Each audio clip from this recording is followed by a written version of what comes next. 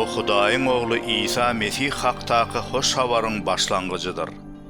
İşaya peýgamberiň kitabyna şeýle ýazylan: Öňüňden ýol taýýarlar ýaly. Ine men öz wekilimi iýberýärin. Çölle bir ses gygyrýar.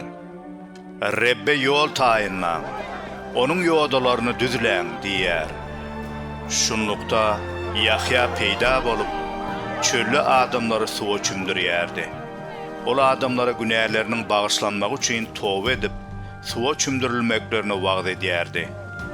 Tutuş Yahudiýanyň we Ýerusalemiň ýylaty onuň ýanyna gelýärdi. Olar günäleri üçin towba edip Yahya tarapyndan Ýordan derýasyna suwa çümdirilýärdiler. Yahyanyň düýe ýüňünden eşikleri, biline gaýyşdan guşagy bardy. Ol çekirtke bilen meýdan balyny ýerdi. Ol: Menden soňra geljek menden has güýçlüdir. Men egilip onuň çaragynyň bagyny çözmäge de munasip däldirin. Men sizi suwa çümdirýärin. Emma ol sizi mukaddes ruha çümdirer diýip wagt edýärdi.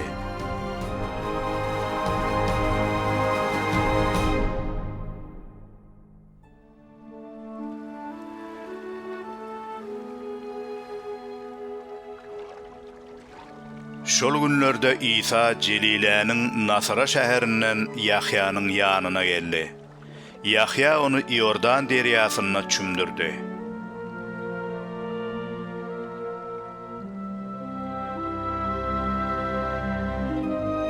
İsa suwdan çykyp gelýärkä asmanyň ýarylanyny we mukaddes ruhyň kepteri görnüşde öz üstüne iňip gelýänini gördü.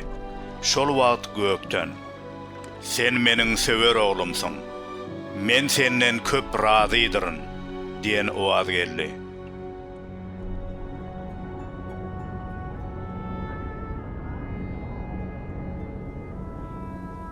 Mukaddes ruh İsa'ny dessine çöle ýollady.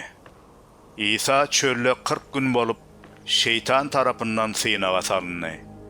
Ol ýabany haýwanlaryň arasynda ýaşady. Perişteler ona hyzmat etdiler.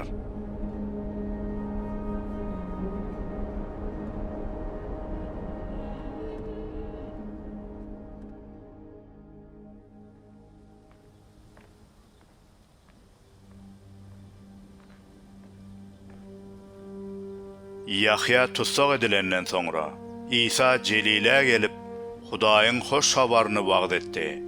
Ol: Wagt boldy. Hudaýyň şalygy golaýlady. Towba edin, hoş habara ynanyň diýärdi.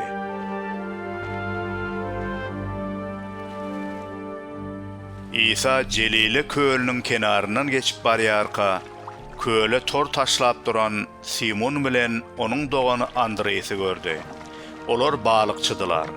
İsa olara: Meniň ýzyma düşün.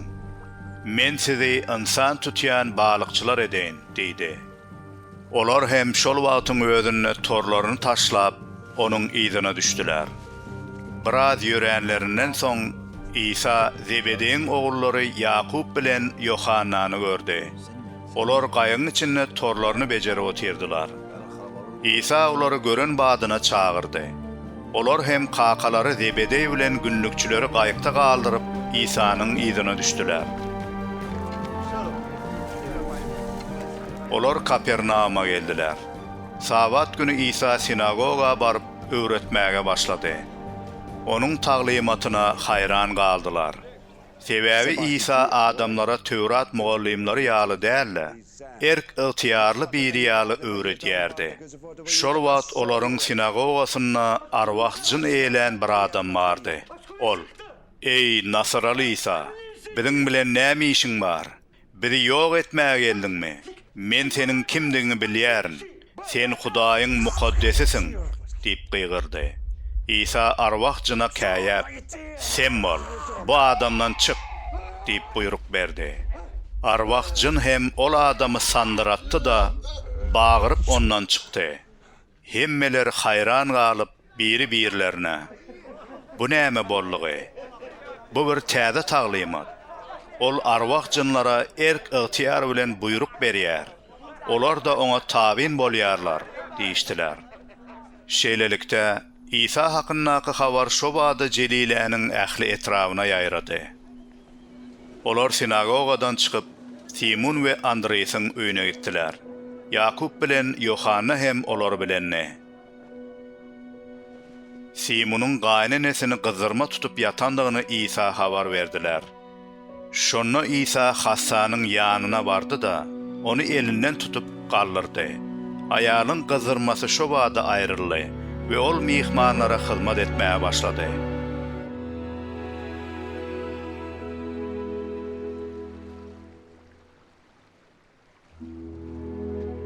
Gün batyp akşam düşenne ähli hassalary, arwah jin eýelen adamlary onuň ýanyna getirdiler. Şäheriň ähli halky gapynyň agdyna ýygnanyşypdy. İsa dürlü kesele uçuran ençeme hassany sagaltdy. Ençeme arwah jyny koyup çykardy. Ol arwah jynlara geplemäge ygtyýar bermedi. Sebäbi olar onuň kimdigini bilýärdiler.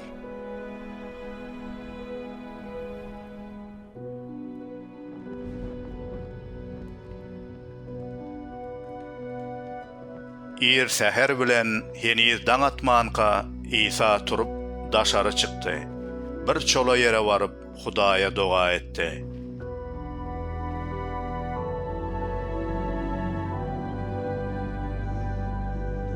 Simon bilen ýanyndakylar onu gözlemäge gitdiler. Onu tapanlaryna "Hemmeler seni gözläp ýör" diýdiler. İsa olara "Ýörüm, başga ýere, golaýdaky obalara gideliň.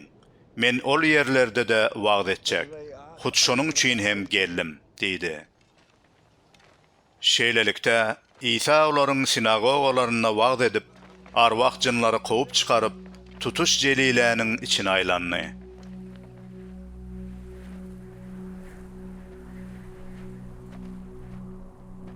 İsa'nın ýanyna deri keseline ýolagan bir adam geldi. Ol dyzyna çöküp oňa "Eger isleseň, meni bu keselden tämizläp bilersiň" diýip ýalwardy. İsa'nın ol adama ýüregi awady. Ol elini uzatdy da oňa degirip "Isleýärin, tämiz bol" diýdi. Bu adam şo bada deri keselinden saplanyp dolu sagaldy.